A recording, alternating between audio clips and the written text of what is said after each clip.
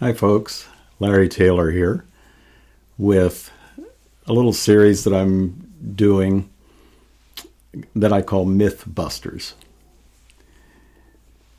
In this short video, what I'd like to talk about is the myth that racism is exaggerated or a thing of the past or not as serious as African Americans make it out to be.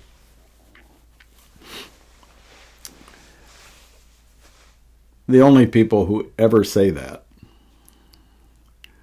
are privileged white people, like myself.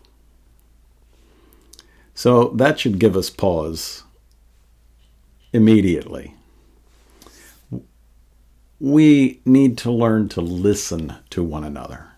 We need to learn to listen deeply to each other. We need to learn to, as the old adage says, walk a mile in the other person's shoes. Learn to hear what they are saying and feel what they are feeling and enter into their experience. Because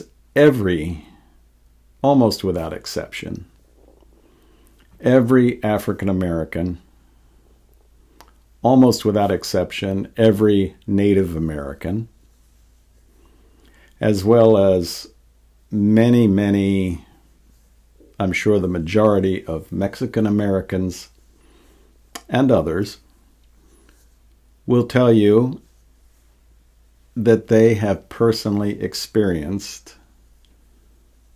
racism. I think one of the difficulties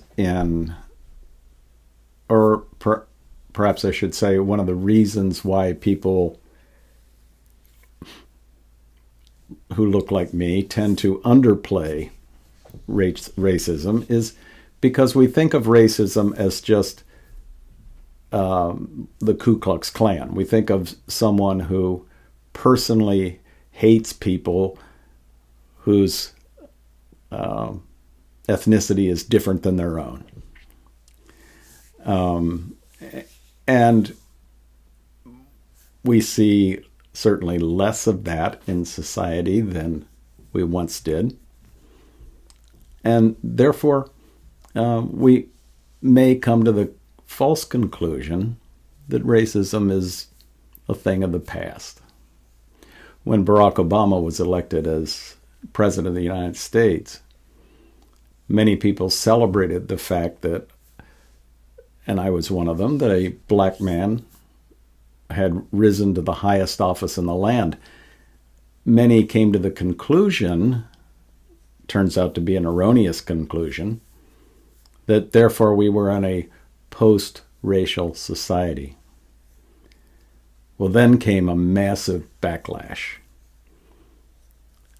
which propelled Donald Trump, who began his political career with a false, racist assumption, lie, that Barack Obama was not really a citizen of the United States, this whole birther thing. That was a racist lie. It put the Obama family, their girls, in danger. It was a cruel, mean, false thing to do. Millions of people jumped on board, got behind it, and promoted it. Racism has, in some ways, gone underground. It has become systemic within our institutions. It's embedded, in some cases, in the DNA of the way things operate. It's the reason why most C-suites are filled with white people, mostly white male people.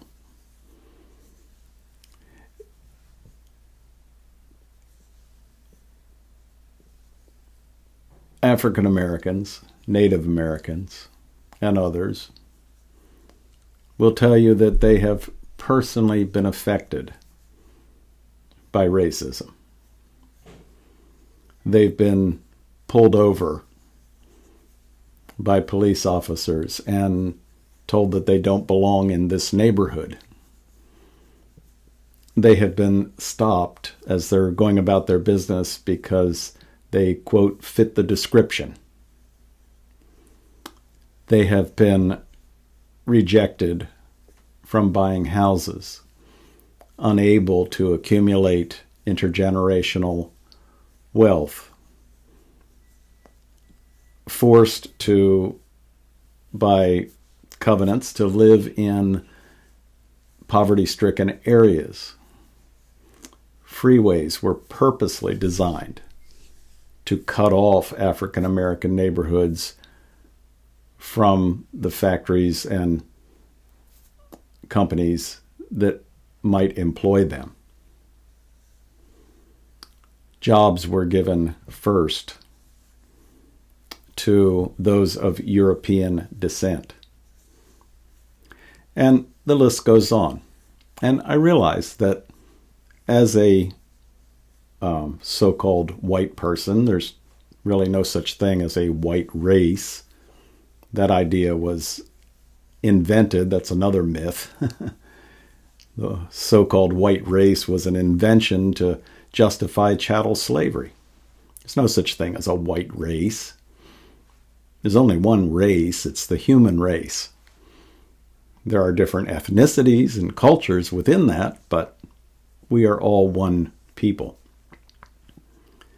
And sometimes it's difficult for us who are in this dominant ethnicity, this that we call white, especially white male, American.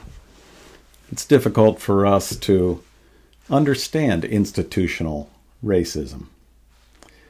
So I want to encourage us to learn, to dig in, to study, to ask questions, to sit down with a Native American person or an African American person and honestly say, could you explain this to me? I'm having trouble understanding. And then not to argue, but to listen deeply. Thanks for joining me.